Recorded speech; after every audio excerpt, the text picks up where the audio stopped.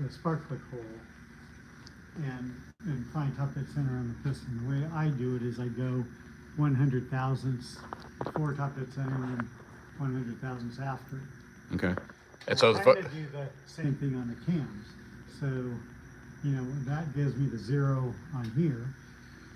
And then this, because this is a 60-degree V, so the other thing I'm doing is I have this other pointer here set up for the other bank. So I'm going to do number 1 cylinder, and then I'm going to do number 4 cylinder because that's the next one in the firing order. And so this one here is set up for a 60. You kind of I gotta come around that way so I can come around. It's a little tight. You can see this pointer here is at 0. This one here is at 60. Okay, this one's at 60. Yeah, so that will be for that side when I do that. So I'm just gonna, I go through this side, and so what I do is, it's, you know, you can't get this thing perfectly perpendicular or parallel to the valve. Okay. Whatever. So I get it, it's slightly angled, so the numbers don't work exactly right. So I basically go, so that would be like 1 time around, and then you go 4 times around. So that's 1, 2, 3, and 4, and then I check the numbers here on my 0 one, so I'm at 74. 74. Before top dead center. This is exhaust cylinder now, and I already did the intake, but the exhaust I'm gonna, you know, because it's a 2K, you gotta dial both the intake and the exhaust. And then, so this is 174 before top dead center. And then I go 100, you know, I'm looking just for the low centers. So that's about top dead center. And then I'm gonna go back 100 degrees before the top. Okay. And I've tried doing this at 200 and 300 and stuff, but so now that's 54. So. Okay, so you had 74, and now you're at 54. 174. 174. So what I do is I take 174 plus 54 equals, and divided by 2, and that's my lobe center, is 114 degrees before top dead center. Now I want 110, so now what I'm going to have to do is loosen these bolts here and try to get it to as close as I can to 114. I like to keep it within less than a degree. Okay. You know, so if I get within a half degree, I'm good enough. So technically that's 4 degrees off from where you want to be. Yeah. So I will loosen these bolts and dial that. Okay. And so the folks that are just joining us, I don't know if some of you guys saw yesterday, but Kevin and Pete were putting the cylinder heads on the 5-liter V12. They got them all torqued down. So today Kevin installed the cams and timing belts, and now he's degreeing the cams and getting them dialed in for his optimal, what do you want to call it? Optimal timing, cam timing, I guess, right? Pretty cool. I'm 114 degrees before top dead center. So that means that the exhaust is happening too soon. Okay. So what I'm going to do is loosen these, and I'm hoping that it'll turn okay. We'll see if all this stuff actually works live. Yeah.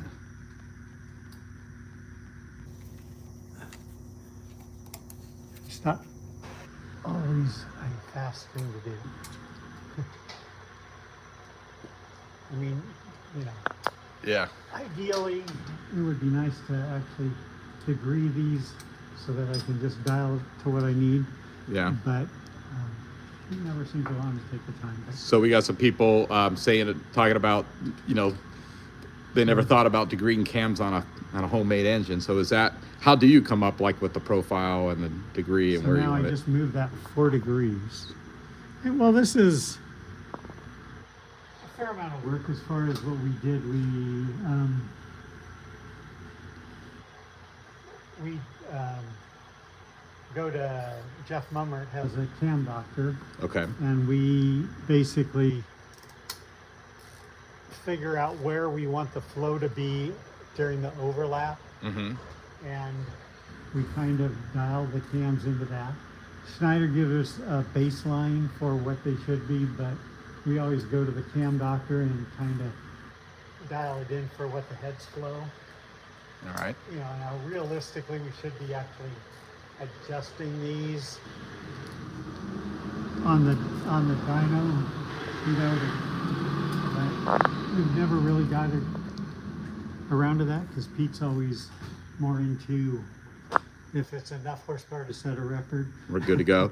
So what you're saying is there's probably some more horsepower in there to unlock, but once you hit your number, Yeah. you're kind of hanging it up there. So, okay, so explain again. So you went to 4 degrees because you were 4 degrees off, right? Yeah. How did that work It's again? harder to do the backwards because I was 4 degrees Too early. too early.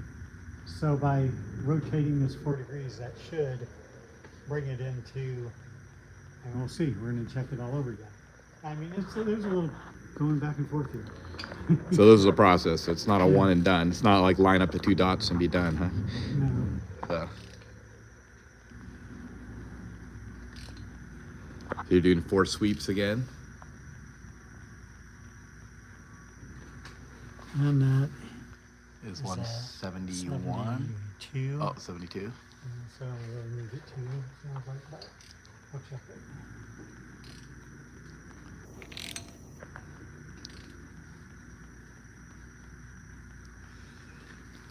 And 52. And it was 54 and 74. 174 and 54. So 2 degrees is what you're saying? Oh, but you're going to do the formula now. We got a couple people saying hi. Paul So said it's hi. still 2 degrees. I need 2 degrees more. So repeat. Rinse and repeat. And was it just pretty much like an educated guess when you moved the sprocket? No, I moved this, the cam, the crank here. Now the problem is when you have to go backwards. Okay. Going forwards is usually easier than the opposite way.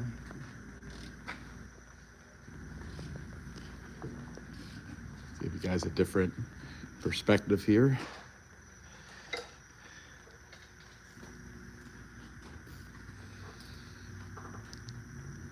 So I'm going to watch how you do that again. So you're just loosening them up. Just rewind the video. Yeah, rewind the video. All these viewers that are viewing too, you're going to have to pay attention. If we ever forget how to degree these, you can remind us. Kevin won't forget. It's all in his head though. The problem I have is if I run out of room in here. So I hope I didn't bottom out my slots here. It kind of sprung back a little bit. I saw that, huh? Well, that's probably why we lost 2 degrees last time.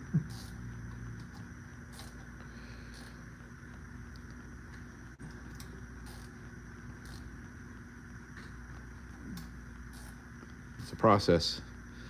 Gotta have lots of patience, I guess, huh? So we have somebody asking us how much horsepower. His username is I'm a raccoon. Is asking how much horsepower naturally aspirated. So this made 661, right, on the first attempt. Is that what? So, but that was engine. Yeah. So this engine has actually only been on the dyno 1 time, or 2 times. No, twice actually. And the first time it made the maximum horsepower output was 661 horsepower, but that was also very conservative with not wanting to exceed like 9,500 RPM, right, Kevin? I Well, think. we couldn't go any faster because the wheels kept 50, so that should be right on. Double So check. yeah, so about 660 horsepower now, but I think there's probably maybe an upwards of 7.5 horsepower, maybe 750, if you got it all dialed in correctly and so on. But Well, according to our program we did, so there we go, 110. so you're spot on. That's what we wanted. So 110. So now the exhaust cams, is that That's this exhaust. That's Now this we gotta guy. do the exhaust cam on that side. okay? So, So you're now doing we'll go these. off of this pointer. So you're doing 4 steps, 4 independent steps, right? 2 for the intakes, twice for the exhaust. I don't know if you guys can see this, but it's going to come up and around. But we have on this sprocket here, we have a little pointer, which is for the camshaft position sensor. There it is, it's coming up. It's just welded on. Kevin made that little tab, and that passes in front. The reason we did that was because this is what drives all the cams, and we were gonna try to make this so we had adjustable timing.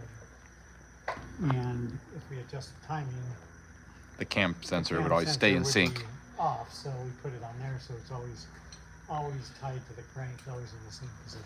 Yeah. So anyway, that's kind of what we do. Now I'm gonna do the other side off of this. Okay, we'll move over to here. We'll hang out. It's gonna take a while to get set up, so I So don't have to we'll really see if anybody has any extra questions, but we just wanted to show you this because we did a little feature yesterday. But so while you're getting set up, now that the cams are degreed, Kevin, is it pretty much complete, the engine now? You're just putting the valve covers on and waiting to put it back in the car? Well, we gotta fill the intake, or the intake and all this stuff. Yeah, It's not complete. not complete. There's quite a few hours of work here, so. Oh, why is the oil pump so small on this engine? It's small. Yeah, Same as all of them. yeah. That's a 7-chamber, right? You said? Is it 7 chambers or? Yeah.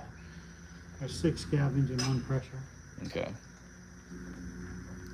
And the architecture, for those who are concerned, is identical to the 6-liter, which is in the car.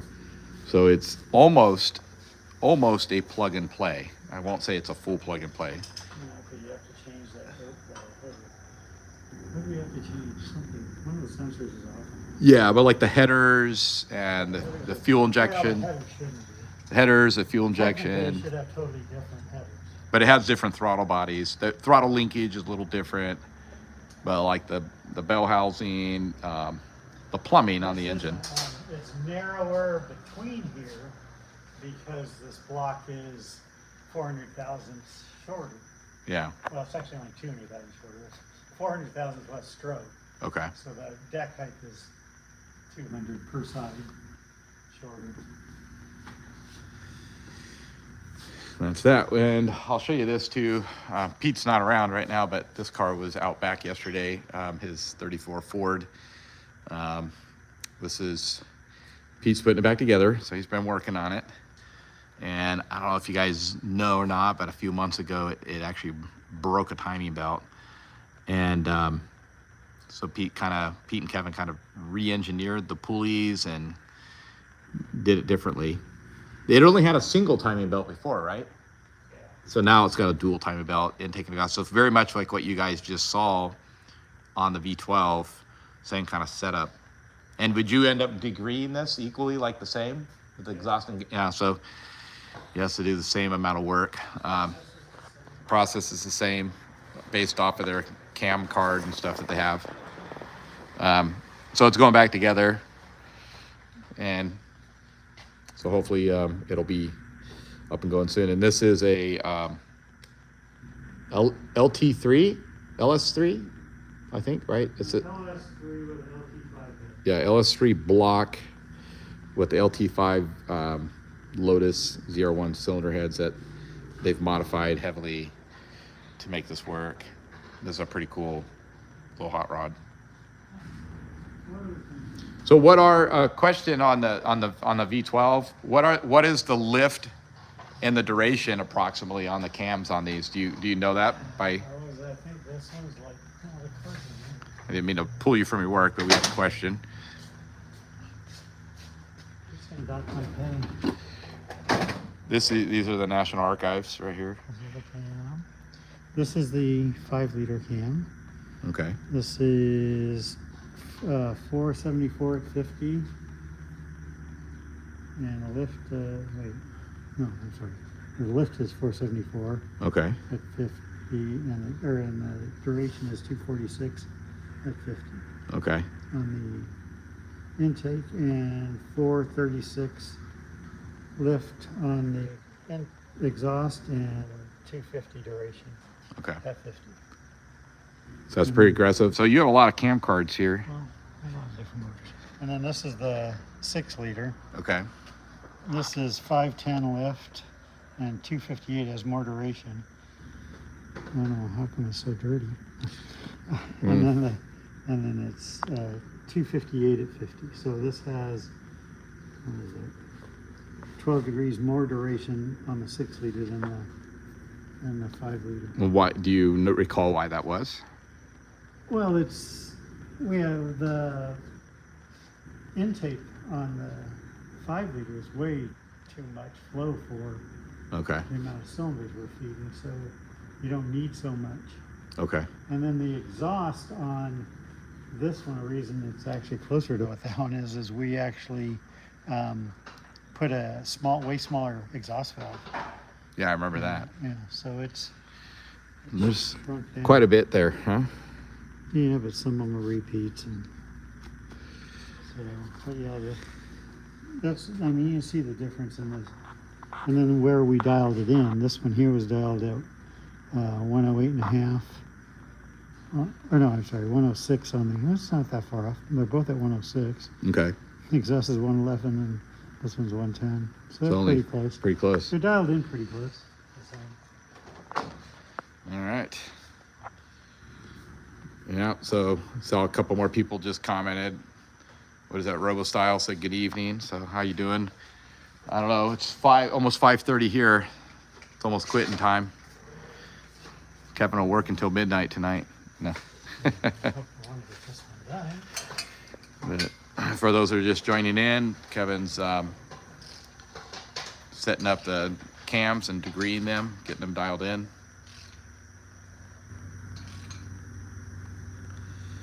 Yeah, and Go Fast class, you were talking about the cam cards, so they have a whole bunch, but I don't know if you guys saw this yesterday, but they also got a ton of cams just hanging up above in the loft here. Those are good. But what's cool about it, I'm gonna pull one down while you're dialing that in. I'll try not to clobber you, but this is, do you remember what this one's for? Is that little 2 liter? That's a spare one that we made for it might be the 2 liter. Yeah, it probably is a 2 liter. So this is pretty much That would go on that head over there, like that one there. like the Nissan head. I'd have to see if that's what, it's an Infinity head, not a Nissan technically. So this is another one that you guys would have machined So it's all yourselves. made in the United States. So this is Yeah, I mean, solid material, milled down. 620, then roughed out, and it's been coppered, and then it's, needs to be rough ground. Then they go and set it to heat treat. So there's a couple more up there. Here's another one that hasn't been rough ground yet, right? Or what do you call it, where you shape it? Is that what it's called? It's just a Rough it in. So that one's not roughed in yet, so you can see. spool. And then those are roughed in, and then these are what they look like after they're ground. So pretty interesting stuff. Time consuming, right? Nice. 10 minutes. He does them in 10 minutes. Usually like this here, and it took me to rough these out. Well, they broke the first set because they were so long. Yeah. But these are, it takes pretty much, I think I can do them in about 6 hours of roughing, making spools. To this point. No. Or just the spools. Okay, that's called the It's spools. a lot longer. And then you put these on Then the. we have to drill them, then you have to rough the lobe shape. What do you think this total time is to build the cam? I know you broke them, but like on average, Say how many per- hours? Per cam, I would think we're probably, 10 hours-ish. Wow. something like So you got a good week worth of work that. Yeah. or more. So Something for you to do when I quit. Kevin actually, I don't know if for the folks that are watching, but Kevin actually wants to retire. No, I don't want to He retire. okay, he doesn't want to retire. I just want to He wants to move out of California. Is that an accurate statement? Yeah. Yeah, California's tough, folks. Really tough too if you grew up here when it wasn't tough. It was nice, and now it's tough. The cost of living and all the rules and regulations and requirements, it makes it tough. So we got a hello from Sydney, Australia. Is that Skanker, I think? I don't know if I'm pronouncing her name right. And Bradley Freeman. He's loving watching this stuff. So, yeah, we got another person. Another person said they can't live in California. So, although the weather's really awesome, everything else is pretty cool, but it is definitely hard to be a hot rodder and to want to have nice toys and stuff and all the other stuff you got to deal with. That thing about that Leno law? Yeah, the Leno law got shot down, if you guys don't know that. So there was a Leno law where we were hoping for some exemptions with some classic cars. That didn't go through. So you basically have to have a 75 and older vehicle in the state of California if you want to not have to be emission tested. But it's not even that. The gasoline's pretty tough for us too, and the diesel. 3 degrees on this. So.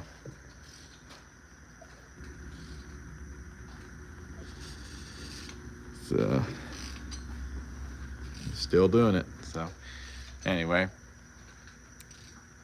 don't want to, hopefully we're not boring the folks, but pretty much just like Kevin does every day for the last 30 something years. So. Yeah. Yeah, I'm still working on it. He's still looking for that part. Oh, this is cool. This is the there's the That's the camshaft position sensor. And if I recall right, this one's off of a Ford Fusion.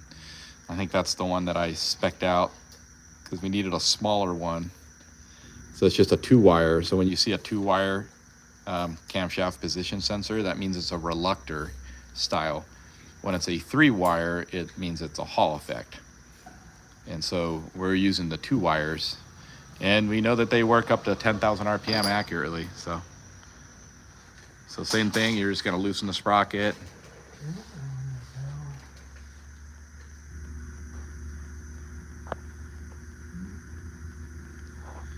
All right. Probably went too far.